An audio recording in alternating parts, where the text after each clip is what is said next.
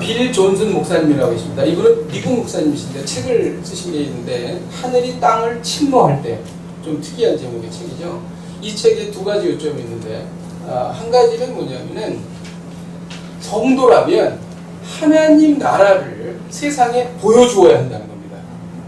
우리가 만일 성도라면 하나님 나라의 일을 불신자에게, 믿지 않는 사람들에게 보여줄 수 있어야 된다는 것입니다. 세상은 자기 것을 얻기 위해서 끊임없이 노력하죠. 기업은 이윤을 추구하기 위해서 끊임없이 노력합니다. 그런데 어떻게 하면 가난한 사람을 도와줄 수 있을까? 끊임없이 찾아다니는 거죠. 우리 교회가 그렇지 않습니까? 어떻게 하면 더 구제할 수 있을까? 어떻게 하면 선교할 수 있을까? 이거는 정말 하나님 나라의 일을 이렇게 보여주는 그런 것이라고 저는 생각을 합니다. 그리고 또 하나가 있는데, 성도라면 자기가 생각하기에 불가능한 기도 제목을 한두 개쯤 가지고 있어야 된다는 것입니다. 주여, 북한이 핵을 포기하게 하여 주옵소서. 사실 뭐 그것이 북한의 입장에서 하겠습니까? 우리가 볼 때 참 불가능한 일이죠. 또 저 사람은 정말 변하지 않을 것 같아. 저 사람은 포기했어. 그럼에도 불구하고 주여, 저를 변화시켜 주옵소서. 이렇게 기도하는 불가능한 기도 제목을 갖고 있어야 된다는 것입니다. 이것은 역으로 얘기하면 성도라면 이러한 일이 일어난다는 것입니다. 모세가 하나님께 명령받았던 것은 바로 이런 것이었어요. 80의 나이에 정말 늙은이죠, 늙은이. 아무짝에도 쓸모없는 늙은이라고도 할 수 있어요. 그런 모세에게 바로에게 가라는 거예요. 당대 최고의 권력자인 바로에게 가서 이스라엘 백성들을 구출해서 출애굽시키라. 그리고 더 나가서 적과 꿀이 흐르는 가나안 땅으로 데리고 가라. 이거는 정말 모세에게 불가능한 일이죠. 근데 이 일은 일어났어요. 하나님의 나라의 일을 보여준 것입니다. 불가능을 가능케 한 것을 보여준 것이죠. 우리에게는 꿈이 있습니다. 누구에게나 꿈이 있어요. 어떤 분은 열심히 돈을 많이 벌어가지고 가난한 사람을 돕고 좋은 일을 많이 하고 싶은 꿈이 있는 사람이 있습니다. 또 어떤 분은 자녀를 좋은 대학에 입학시켜서 자녀를 아주 잘 키우는 그런 꿈이 있는 사람이 있습니다.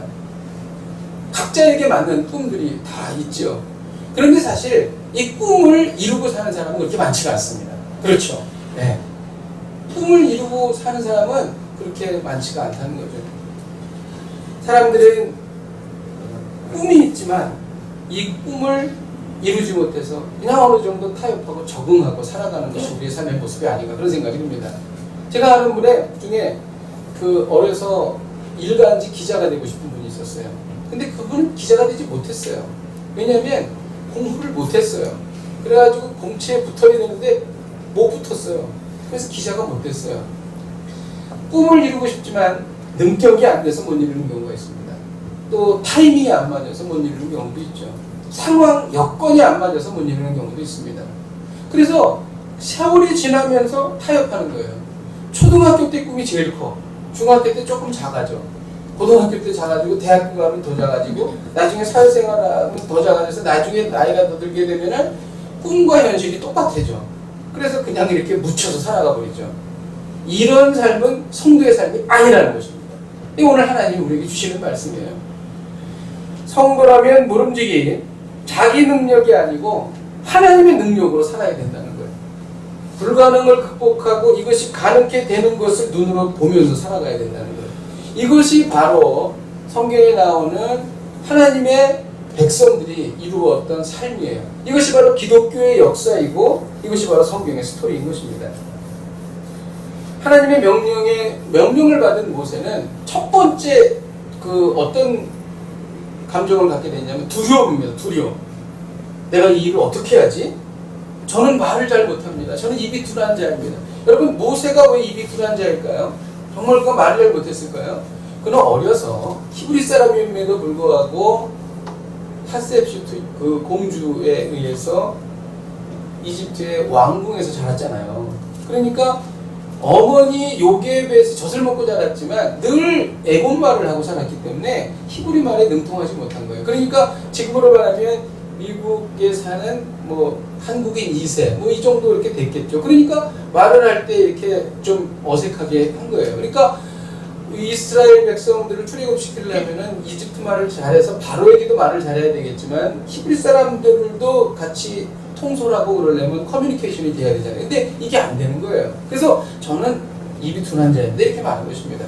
그리고 저는 실패자입니다. 40년 전에 이스라엘 백성을 구하려고 나갔다가 결국 살인만 저지르고 도망자가 되었습니다. 차라리 다른 사람을 보내십시오. 저는 못합니다. 이렇게 모세가 말했다는 것이죠. 하나님께서 이에 대해서 뭐라고 말씀하실까요? 그래, 네 말을 들어보니까 그러고 또지 일리가 있구나. 내가 다른 사람을 지키지. 이렇게 하지 않으셨다는 거죠. 하나님께서는 두 가지 말씀을 하셨어요. 하나는 뭐냐면 그래야 한다. 내가 능력이 없다는 거 알아. 하지만 내 능력으로 하라고 그러는 것이 아니야. 나 전능하신 여호와의 능력으로 일은 이루어질 거야. 그러니 너는 순종하기만 해라. 이렇게 말씀하신 것이죠. 그리고 또 하나 약속해 주신 말씀이 있는데 12절을 같이 한번 읽겠습니다. 시작. 하나님이 이르시되 너희가 반드시 너와 함께 있으리라. 내가 그 백성을 애굽에서 인도하여 내는데 너희가 이 산에서 하나님을 섬기리니 이것이 내가 너를 통해 증거하리라. 내가 너와 함께 있으리라는 것입니다. 이것은 굉장히 중요한 문장이에요. 여러분의 인생 가운데 하나님이 함께 하시는 인생이 되면 질적으로 달라집니다. 차원이 다른 인생을 살게 됩니다. 이거는 상상을 초월하는, 한 번도 내가 생각하지 못했던 그러한 인생을 살게 되는 거예요. 하나님이 함께 하시면. 여러분, 하나님이 함께 하시면 어떤 일이 일어납니까? 성경은 뭐라고 말합니까? 이사야서 43장 1절에서 2절. 이게 잘하는 말씀이에요. 한번 읽어봅시다. 시작. 야곱아, 너를 강구하신 여호와께서 지금 말씀하십니다. 이스라엘아, 너를 지으신가 말씀하십니다. 너는 두려워하지 마라. 내가 너를 구속하였고 내가 너를 지명하여 불렀나니 너는 내 것이라. 너를 살지도 못하리니 내가 물 가운데 지날 때에 내가 너와 함께할 것이다. 강을 건널 때에 물이 너를 침몰하지 못할 것이며 내가 불 가운데 지날 때에 타지도 아니할 것이요 불꽃이 너를 사르지도 못하리니. 물 속에 들어가도 물이 너를 침몰하지 못한다는 거예요. 불 속에 들어가도 타지 않는다. 이것은 하나님의 전능하신 능력을 말씀하시는 것이고, 이 일은 사실 다니엘과 세 친구에게 나타났죠. 그죠? 그래가지고 그 불구덩이에 들어갔지만 죽지 않는 그 세 친구들의 모습을 우리는 성경을 통해서 보고 있는 것입니다. 하나님이 함께 하시면 이런 일이 일어난다는 것입니다. 하나님이 함께 하시면 불가능이 가능하게 된다. 여러분, 문제 해결의 초점은 이겁니다. 내가 능력이 있느냐 없느냐 이게 아니라는 거예요. 하나님께서 함께 하시느냐 함께 하지 아니하시느냐 여기에 초점이 있는 것입니다. 그래서 어떤 의미에서는 정상적인 크리스찬에게는 불가능은 없습니다. 정말 그럴까요? 빌립보서 4장 13절을 같이 한번 읽어보겠습니다. 시작. 내게 능력 주시는 자 안에서 내가 모든 것을 할 수 있느니라. 아멘. 하나님이 능력 주시면 다 할 수 있는 것입니다. 여러분, 자녀를 위해서 그렇게 기도하십시오. 우리 자녀가 바울의 고백처럼 능력 주시는 자 안에서 모든 것을 할 수 있는 인생을 살게 하여 주시옵소서. 말씀대로 이루어지시다. 아멘. 아멘. 이렇게 매일매일 기도하시길 주님의 이름으로 축복드립니다. 자녀에게 잘 때 머리에 손을 얹어서 이렇게 기도하시길 주님의 이름으로 축복드립니다. 여러분, 하나님이 함께 하시면 하나님의 능력이 나타난다는 것이죠. 자, 우리 10절을 같이 한번 읽어보겠습니다. 시작. 이제 내가 너에게 너에게 백성 이스라엘에서는 애굽에서 인도하여 내게 하리라. 지금 이 상황은 하나님께서 모세를 바로에게 보내시는 거예요. 과거에는 모세가 자기 발로 돌아다니면서 백성을 구원하겠다고 그랬어요. 그런 상황이 아니고 이제는 하나님께서 바로에게 모세를 보내는 것입니다. 모세가 자기 발로 돌아다닐 때에는 자기의에 빠져서 살인 저질렀어요. 그리고 도망자 신세가 됐습니다. 모세 스스로 생각하고 행동할 때는 이런 일이 생겼어요. 그런데 이제는 하나님께서 모세를 보내시는 것입니다. 전능하신 하나님께서 모세를 쓰시는 것입니다. 그러자 모세의 인생이 바뀝니다. 그리고 모세의 능력이 달라지는 것이죠. 완전히 바뀌는 거예요. 그 전에는 이건 정말 불가능해 했던 것이 가능으로 바뀌게 되는 것입니다. 왜냐하면 내가 하는 것이 아니라 하나님이 쓰시는 인생이 되었다는 것입니다. 여러분, 오늘의 메시지가 무엇입니까? 하나님께 쓰임받는 인생을 살라는 것입니다. 이건 너무 다른 거예요. 어떤 분은 세상에 대해서 굉장히 부정적입니다. 세상에 대해서 너무 힘들고 어렵고 뭐 하나 하려도 잘 되지도 않고 정말 그리고 또 상황도 얼마나 많이 급변하는지 도저히 따라갈 수가 없는 거예요. 근데 어떤 분은 순풍에 돛다는 듯이, 물론 어려움이 있어요, 그분도. 하지만 순풍에 돛다는 듯이 인생을 사는 사람이 있다는 것이죠. 그 차이가 뭘까요? 하나님께서 쓰시는 인생은 다르다는 것입니다. 성경에 나오는 하나님의 사람들을 보십시오. 이들은 위대한 업적을 이루었어요. 그것은 그들의 능력이 아니었고 하나님의 능력이 나타났기 때문인 것입니다. 그 이유는 하나님께서 그들을 사용하셨다는 것입니다. 여러분, 하나님께서는 아브라함에게 본토 친척 아비집을 떠나게 하셨습니다. 그래서 하나님께서 부르신 거예요. 그리고 하나님이 사용하신 것입니다. 그래서 아브라함은 위대한 믿음의 조상이 되었어요. 그리고 하나님께서는 에스더를 부르셨습니다. 그리고 죽으면 죽으리라 하고 왕 앞에 나아가게 하셨습니다. 하나님께서 쓰셨어요. 그러자 놀라운 역사가 일어난 것입니다. 하나님께서는 사무엘을 부르셨어요. 어려서 부르셨어요. 그래서 엘리 제사장 밑에서 자라게 하셨습니다. 그래서 그는 이스라엘의 위대한 민족 지도자가 되었다는 것입니다. 이 모든 것은 다 하나님께서 부르시고 하나님께서 쓰셨기 때문인 것입니다. 여러분, 하나님께서 어떤 사람을 쓰실까요? 하나님께서 어떤 사람을 부르실까요? 바로 그 이야기가 오늘 나와 있는 것입니다. 5절을 같이 한번 읽도록 하겠습니다. 시작. 하나님이 이스라엘 이로 가까이 오지 마라. 내가 정곳에 거룩한 땅이니 내가 에서 신을 벗어라. 하나님께서 모세를 쓰실 때에 신을 벗으라고 말씀하십니다. 이것은 거룩한 땅이라는 거예요. 내 신을 벗으라라고 하는 책이 있죠. 그것은 그 예수 전도단의 설립자인 로렌 커닝햄 목사님 쓰신 책이죠. 그 책에 내 신을 벗으라라고 하는 것에 대해서 자기 포기라고 설명합니다. 내 것을 포기하는 것이 내 신을 벗는 것이다. 이렇게 설명을 하죠. 여러분, 우리가 무엇을 포기할 수 있어야 할까요? 무엇을 내려놓을 수 있을까요? 내 안에 있는 욕망을 내려놔야지 하나님께서 우리를 쓰시기 시작합니다. 여러분, 우리는 우리의 욕망을 우리의 그 비전이라는 것으로 이렇게 치장해서 말하지만 사실은 내가 이루고 싶은 욕망입니다. 그래서 너무 바빠요. 그것을 이루기 위해서 불철주야 뛰어다녀야 되죠. 너무 바쁘기 때문에 주님께서 문 밖에 서서 두드리고 계셔도 소리는 듣고 주님께서 두드리는 건 알지만 내가 너무 바쁘기 때문에 주님께 문을 열어드릴 수가 없는 거예요. 그래서 평생 주님께 문을 열어드리지 못하다가 이 세상을 떠나는 사람도 있는 것입니다. 야망이 있기 때문에 이것을 욕망을 내려놔야지 하나님께서 우리를 쓰기 시작하십니다. 여러분, 또 무엇을 또 내려놓을 수 있을까요? 내 계획을 내려놔야 되는 것입니다. 우리는 계획이 많죠. 뭐 시점별로, 시간별로, 상황별로 우리의 계획을 막 세웁니다. 이 계획에 가득 차 있으면 하나님의 계획이 내 삶 속에 일어나지 않아요. 이 계획을 내려놓을 때 하나님의 계획이 이루어지기 시작하는 것이죠. 그러면 뭐 우리가 문의 인간입니까? 뭐 생각도 못합니까? 하나님께서 주신 지혜와 경험으로 우리의 계획을 세울 수 있습니다. 그러나 계획을 내려놓는다는 것은 하나님의 계획이 보일 때에 내 계획을 그 순간 다 버릴 수 있는 사람을 말하는 것이죠. 여러분, 그렇게 하실 수 있겠습니까? 그러면 하나님께서 우리를 사용하신다는 것입니다. 또 내 뜻을 내려놓을 수 있어야 된다는 것이죠. 우리가 기도할 때 보면 하나님 이것을 주십시오, 주십시오. 가장 많이 하는 동사가 달라는 동사죠. 여러분, 그러나 주님은 내 뜻대로 마시고 아버지의 뜻대로 하옵소서 이렇게 하셨죠. 우리도 이러한 기도를, 가슴적인 기도를 드릴 수 있어야 하는 것입니다. 여러분, 그 기구라는 그런 이렇게 하늘로 올라가는 것이 있지 않습니까? 그 기구는 그 공기를 뜨겁게 데워서 위로 점점 올라가는 거예요. 그런데 그 기구에 무거운 것이 많이 있으면 올라갈 수가 없죠.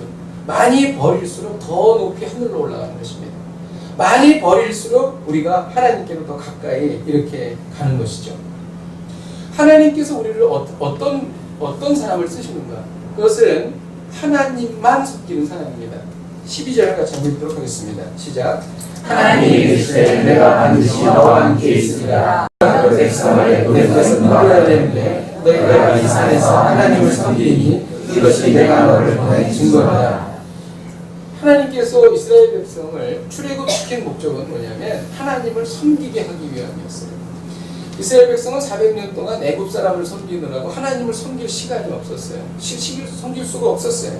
그런데 이제 그들은 출애굽해서 하나님을 섬기게 된 것입니다. 여러분, 하나님께 쓰임받는 사람은 하나님을 섬기는 사람입니다. 세상 사람들은 우상을 숭배하죠. 그리고 돈을 섬깁니다. 또 어떤 사람은 자녀를 섬기죠. 근데 이런 사람들보다도 믿는 사람들은 어떤 경우가 많냐면 돈도 섬기고 하나님도 섬기는 그런 경우가 제일 많습니다. 이스라엘 백성의 역사를 보더라도 하나님도 섬기고 산당도 제하지 아니하였더라. 이렇게 계속 말씀이 나오잖아요. 이것은 둘을 같이 하나님도 섬기고 우상도 섬기는 것을 말하는 것이죠. 하나님은 이런 사람을 쓰지 않으십니다. 하나님만 섬기는 사람을 하나님은 사용하는 것이죠. 우리 마음 가운데 돈을 사랑하는 마음이 왜 없겠어요? 그러나 결정적인 순간에 내가 하나님을 선택할 수 있다면 이 사람은 하나님만 섬기는 사람입니다. 이런 사람을 하나님께서 쓰신다는 것이죠. 자, 여러분, 하나님을 섬기는 사람이 누굽니까? 하나님을 섬기는 사람들은 어떤 사람들일까요? 비서를 한번 보세요. 비서는 사장님을 졸졸졸 따라다니면서 사장님이 필요한 것이 무엇인지를 늘 생각합니다. 그리고 사장님을 바라보는 것이죠. 마찬가지로 하나님만 섬기는 사람은 하나님을 늘 따라다니고 있어요. 하나님의 관심이 무엇인지, 그리고 또 하나님께서 무엇이 필요하신지, 하나님께서 나에게 무엇을 필요로 하시는지에 대해서 민감하고 그것에 대해서 이루어 드리려고 하는 사람, 이 사람이 바로 하나님만 섬기는 사람들입니다. 제가 한번 질문하겠습니다. 지난 한 주를 사시면서 하나님께서 여러분에게 무엇을 원하셨나요? 하나님께서 여러분에게 주신 마음은 어떤 마음이셨나요? 하나님께서 여러분의 삶 가운데 무엇을 고치기를 원하셨나요? 여러분, 그 생각이 팍팍팍 떠오르십니까? 그렇다면 하나님만 섬긴 사람입니다. 근데 그것이 떠오르지 않는다면 여러분, 하나님과 별로 교제를 한 적이 없는 경우가 되겠죠. 여러분 어떠세요? 하나님의 필요가 무엇인지 늘 민감한 여러분이 되시길 주님의 이름으로 축복드립니다. 자, 그러면 하나님께 쓰임받는 사람은 어떤 변화가 일어나는가? 한번 여러분 이 말씀을 통해서 내가 정말 하나님께 쓰임받는 사람인지 한번 좀 점검해 보시기를 바랍니다. 하나님께 쓰임받으면요, 방황하지 않습니다. 방황하지 않아요. 우리는 살다 보면 이러지도 못하고 저러지도 못하는 순간이 오게 됩니다. 그런데 하나님께 쓰임받기 시작하면 갈등과 방황이 사라진다는 것입니다. 왜냐하면 그때부터 하나님께서 말씀하시기 때문이에요. 평생 내가 무엇이 될까 고민하며 사는 사람들이 있어요. 40이 됐는데도 내가 뭐가 되지? 50이 됐는데도 내가 뭐가 되지? 60이 됐는데도 내가 뭐가 앞으로 될까? 이렇게 생각하는 분이 있다는 거예요. 이상하죠? 근데 그런 분이 있어요. 제가 아는 분도 그런 분이 있어요.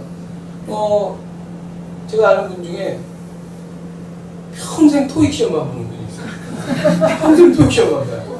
공무원으로 은퇴했는데 지금 70이 넘으셨는데 지금도 토익 시험 봐요. 그래서 물어봤어요. 직접 물어보긴 뭐예요. 좀 옆한테 물어봤죠. 점수가 몇 점입니까? 그러니까 640점이에요. 그래서 크게 높은 점수는 아닌 것 같은데 요즘 청년들은 좀 공부하면은 막 높은 점수가 나오는데 높은 점수가 아닌데 그거는 늘 그게 목적이에요. 토익 점수 올리는 거. 그러니까 영어를 왜 공부합니까? 영어를 해서 뭔가를 하려고 하는 거잖아요. 그런데 그게 계속 무엇이 될까 고민하는 게 아닌가. 정말 이해를 할 수가 없죠. 예. 또 제가 아는 분 중에 한 분은 그 언어를 그렇게 공부를 해요. 뭐 몇 년 동안 일본어를 그렇게 열심히 해서 어느 수준이 올라갔다 그러고 막 페이스북에 올려요. 그리고 또 몇 년 지나니까 또 중국어를 또 열심히 공부해가지고 HSK 몇 점 됐다고 막 올리고 그래요. 근데 제가 보기에 그분은 이제 70이 안 됐는데 60 정도 됐는데 그분도 제가 보기엔 70이 넘었어도 아마 그 공부하실 것 같은 생각이 드는 거예요. 참 그렇죠. 방향을 모르는 것입니다. 여러분, 그러나 하나님께 쓰임받는 사람은 방황하지 않아요. 목적이 분명합니다. 그리고 방향이 분명해요. 마태복음 11장 28절에 보면 수고하고 무거운 짐진 자들아 다 내게 오라. 내가 너희를 쉬게 하리라.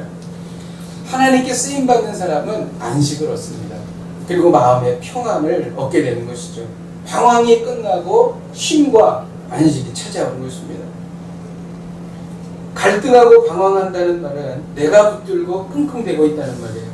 깊이 기도하고 믿음으로 맡기면 방황은 끝나고 평안이 찾아온다는 것입니다. 그리고 하나님께 쓰임받는 사람은 비전과 꿈이 생깁니다. 이 비전은 내가 만든 것이 아니라 하나님이 주신 비전과 꿈이에요. 17절을 같이 한번 읽겠습니다. 시작. 내가 말하였거니와 내가 너를 애굽의 고난 중에서 인도하여 적과 고리를 땅고 가나안 족속, 헷 족속, 아모리 족속, 브리스 족속, 히비 족속, 여부스 족속의 땅으로 올라가게 하셨다 하며 모세는 80이 넘은 늙은이에요. 그런데 하나님을 만나는 순간 비전과 꿈을 하나님이 주십니다. 내가 너를 이스라엘 백성을 출애굽시키는 데에 너를 쓸 거야. 그리고 그뿐만이 아니라 적과 꿀이 흐르는 땅으로 보낼 거야. 가나안 족속, 헷 족속, 이 족속들 이름 한 족속을 말할 때마다 이 모세의 가슴은 쿵쾅 거렸을 것입니다. 하나님께서 비전과 꿈을 주셨기 때문인 것이죠. 여러분, 지금은 100세 시대라고 합니다. 여러분의 회사는 정년이 몇 살인가요? 그리고 또 우리가 정년 뒤에 또 얼마나 많은 시간을 살아야 할까요? 사람마다 다르겠지만 100세를 기준으로 한다면 최소한 40년 이상을 살아야 될 것입니다. 여러분, 그 긴 시간들을 어떻게 사시겠습니까? 그러나 하나님께 쓰임받는 사람은 아침에 일어날 때마다 떠오르는 태양처럼 벅차오르는 감동으로 살아갈 수 있다고 저는 믿습니다. 왜냐하면 하나님께서 비전과 꿈을 주시기 때문이죠. 하나님께서 비전과 꿈을 주시면 우리의 체력이 되는 순간까지 우리는 열정적으로 세상을 살아갈 수 있게 된다는 것입니다. 여러분, 우리가 인생을 마칠 때까지 우리는 하나님이 주신 비전과 꿈으로 뜨겁게 열정 불타오르는 인생을 살게 될 줄로 믿습니다. 아멘. 또 하나님께 쓰임 받으면 또 하나의 특징이 있는데 열등감이 사라진다는 것입니다. 여러분, 모세는 인생 실패자예요. 그래가지고 당시 이집트에서 나와서 산다는 것은 상상도 할 수 없는 것이었어요. 이집트 사람으로서는. 그런데 미디안에서 살았죠. 그리고 그는 목자로 살았어요. 그는 정말 아무도 알아주는 사람이 없었어요. 정말 그 마음속에 바로와 자기를 인간적으로 비교한다. 바로는 어려서 같이 자랐어요. 바로와 같이. 그런데 그는 통치자가 되었고 자기는 정말 인생 실패자가 되었다. 이렇게 생각했을 것입니다. 정말 열등감에 사로잡혔을 거예요. 그런데 하나님을 만남으로 말미암아 그 열등감이 사라진 것입니다. 그는 긍정적으로 인생을 생각하게 되었고 그는 자존감이 높아지기 시작했습니다. 그에게 허물은 사라졌어요. 모세는 위대한 민족 지도자로 거듭나게 되었다는 것입니다. 무엇을 말합니까? 하나님께 쓰임받으면 날마다 소망이 넘칩니다. 저는 정말 그래요. 제가 뭐 교만해서 그런 거 아닌데 저는 정말 모든 일은 잘 될 거야. 그런 생각이 늘 들어요. 밑도 끝도 없어요. 그냥 정말 잘 될 거야. 거짓말 같아요. 정말 그래요. 저는 정말 잘 될 거예요. 모든 일이 다 잘 될 것 같아요. 네. 그리고 잘 됐어 지금까지. 앞으로도 잘 될 것 같아요. 할렐루야. 아멘. 네. 여러분, 하나님께 쓰임받으면 날마다 소망이 넘치고 열등감이 사라질 줄로 믿습니다. 아멘. 제가 말씀을 준비하면서 주신 감동이 있습니다. 이 감동을 같이 한번 나누기를 원합니다. 1절에 보면 모세가 그의 장인 미디안 제사장 이드로의 양떼를 치더니 그 떼를 광야 서쪽으로 인도하여 하나님의 삶 호렙에 이르렀다. 이렇게 기록하고 있습니다. 바로 이 순간에 호렙산 떨기나무 안에 계신 하나님을 만난 것입니다. 이 만남은요, 모세의 획기적인 전환점을 이루었어요. 만일 이 만남이 없었다면 성경에 기록된 모세는 없었어요. 그리고 출애굽도 없었습니다. 이 만남이 있었기에 위대한 이스라엘 민족 지도자 모세가 있었던 것입니다. 이 만남은 너무나 중요한 만남이에요. 저는 성경을 읽으면서 이 만남이 어느 타이밍인가 그거에 집중하기 시작했어요. 수많은 시간들 중에 하나님께서 모세를 왜 이때 만나셨는가? 모세를 만나시기 원하셨던 하나님은 무려 80년을 기다리신 거예요. 그런데 이제 인격적으로 모세를 만나는 이 순간이라는 거예요. 이 순간은 어느 순간인가? 자, 보세요. 모세는 지금 아무도 알아주지 않는 사람이 되어버렸어요. 모세가 볼 수 있는 것은 푸른 하늘과 광야와 그리고 양떼밖에 없어요. 그가 느낄 수 있는 것은 부는 바람과 모래바람밖에 없었어요. 아무도 모세를 알아주지 않았습니다. 그럼에도 불구하고 모세는요, 자기가 맡은 일에 최선을 다하고 있었다는 것입니다. 아무도 알아주지 않았지만 자기가 맡은 일에 최선을 다하고 있었다는 것입니다. 그때 하나님이 만나주신 거예요. 작지만 맡겨주신 일에 최선을 다하는 그 순간에 하나님 만나주셨다는 것입니다. 하나님이 이때 만나주세요. 제가 증명을 해볼까요? 여러분, 예수님의 제자 마태가 언제 주님을 만났죠? 그가 세리로서 일할 때 만났어요. 여러분, 예수님의 제자들 중에서 어부가 많았잖아요. 베드로와 요한. 이러한 그 어부들이 예수님을 언제 만났는 줄 아세요? 그들이 자기가 맡겨진 일에 충실하게 일을 잘하기 위해서 그물을 손질할 때 만난 것입니다. 예수님은 10문화에 비유해서 한 문화를 가지고 10문화를 만든 그 종에게 뭐라고 말씀하시는 줄 아세요? 너는 내가 지극히 작은 것에 충성하였으니 고을 건설을 차지하라. 여러분, 모세는요, 특별히 양떼를 더 잘 돌보기를 원했어요. 여기에 보면 광야 서쪽으로 갔다라는 말이 있는데, 이 광야 서쪽은 모세가 머무르는 곳에서 아주 먼 곳입니다. 이것은 미르바르라는 말인데, 이 광야 서쪽은요, 신선한 물이 있던 곳이고, 그리고 광야에 비해서 초장이 많은 곳이에요. 그래서 양과 염소 등 이러한 가축을 키우기에 아주 최적의 장소입니다. 자기가 맡은 일에 최선을 다할 뿐만이 아니라 한 단계 더 나아가서 이 양들에게 더 신선한 물, 그리고 더 좋은 그러한 그 풀을 먹이기 위해서 광야 서쪽으로 갔다는 것입니다. 바로 이때 하나님과 특별한 만남이 이루어졌다는 것입니다. 작지만 맡겨진 일에 최선을 다할 때, 자신이 할 수 있는 최선의 것으로 갈 때에 하나님께서 모세를 만나 주신 것입니다. 바로 그때 떨기나무 아래에 하나님이 계셨다는 거예요. 하나님은 우리에게 영혼을 돌보라는 작은 사명을 주셨습니다. 어떤 분은 교사로, 어떤 분은 코치로, 어떤 분은 순장으로, 어떤 분은 1대1 지도자로 맡겨주셨어요. 작은 사명이지만 최선을 다할 때 하나님은 특별히 우리를 만나주십니다. 믿음에 넘어진 사람을 보살피러 가다가 떨기나무 안에 계신 하나님을 만날 수 있어요. 말씀이 필요한 사람을 위해서 그 말씀을 주기 위해서 찾아가다가 떨기나무 안에 계신 하나님을 만날 수 있다는 것입니다. 다른 사람의 영적 필요를 위하여 그 사람을 찾아가다가 하나님을 만날 수 있다는 것입니다. 모세는 불이 붙었으나 타지 않은 떨기나무를 보았습니다. 그런데 이 모세가 떨기나무 하나님을 언제 만났는 줄 아세요? 그가 타지 않아서 이상해. 왜 모세 이게 불이 붙었지만 왜 떨기나무가 타지 않지? 보고 다시 돌아가려고 하다 만난 게 아니라 그 떨기나무를 보러 가까이 올 때에 하나님께서 부르셨어요. 어떻게 부르셨냐면 모세야 이렇게 부른 게 아니에요. 모세야, 모세야 두 번 부르셨어요. 이것은 뭐냐면 하나님께서 너무나 오랫동안 모세와의 인격적인 만남을 너무 기다리셨다는 것입니다. 이 만남을 하나님께서 기다리시고 모세를 너무나 만나고 싶어 하셨고, 이 만남을 기대하고 계신 하나님의 마음을 우리는 모세를 두 번 부르는 하나님의 그 음성을 통해서 우리는 알 수 있다는 것입니다. 여러분, 하나님이 생각하셨겠어요? 안 생각하셨겠어요? 모세를 어느 타이밍에 만나야 할 것인가? 이 정말 극적인 만남, 모세의 인생이 변화되는 만남, 민족이 변화되는 이 만남을 과연 언제 만나야 될 건가? 하나님이 생각하셨겠어요? 안 생각하셨겠어요? 여러분, 우리가 사랑하는 사람을 만날 때, 프로포즈를 할 때, 우리 화장실 앞에서 만납시다.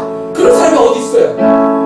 멋있는 레스토랑에서, 좋은 음식이 있는 음악이 좋게 흐르는 데에서 만나지 않겠어요? 하나님도 그러셨을 것이라고 저는 믿습니다. 하나님이 생각하셨을 때 모세가 가장 아름다운 때가 언제인가? 그것은 작지만 작은 일에 충성을 다할 때, 최선을 다하는 바로 그 모습을 하나님은 가장 아름답게 보신 것입니다. 그래서 그때 만날 수 있는 거예요. 그래서 모세가 광야 서쪽으로 갈 때에 떨기나무 안에서 하나님께서 우리를 만나 주신 것입니다. 할렐루야. 여러분, 하나님이 보시기에 우리가 가장 아름답고 가장 멋있는 순간은 작지만 맡겨주신 사명에 최선을 다할 때인 것입니다. 저는 여러분들이 떨기나무 안에 계신 하나님을 만나기를 주님의 이름으로 축복드립니다. 그러면 인생은 바뀌는 거예요. 인생의 차원이 달라집니다. 인생의 질이 달라집니다. 인생의 내용이 달라집니다. 이 놀라운 경험을 하시길 주님 이름으로 축복드립니다.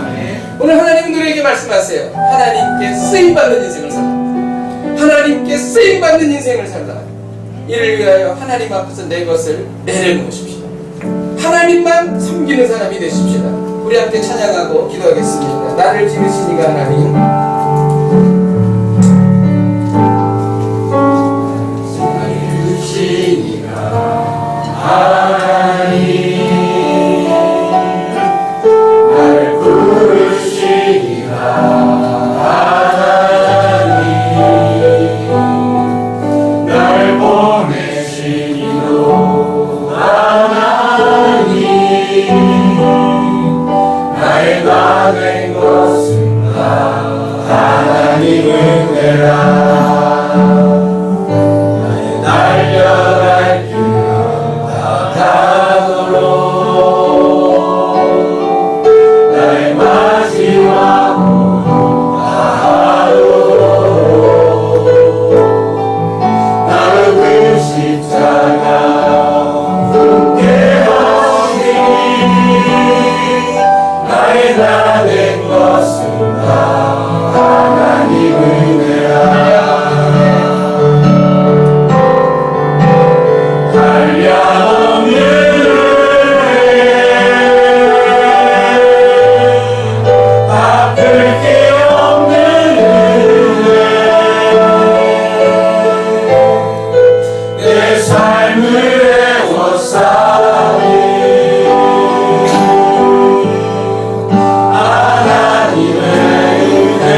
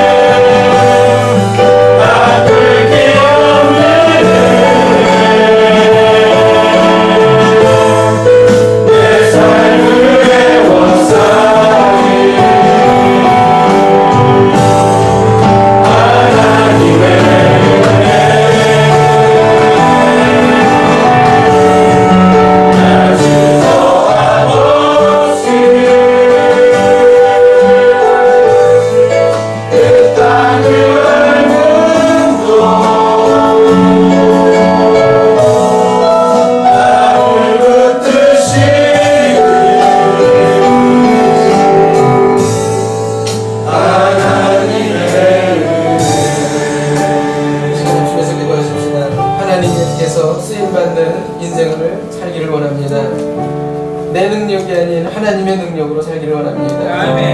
내 삶 속에서 하나님의 능력이 나타나게 하여 주옵소서. 하나님 앞에서 내 것을 내려놓겠습니다. 하나님만 섬기는 사람이 되겠습니다. 우리 함께 통성으로 기도하시겠습니다. 하나님 아버지, 하나님의 쓰임받는 인생을 살기를 원합니다. 하나님 아버지, 하나님 아버지, 오래전에 생각을 하고 싶은 살고 싶은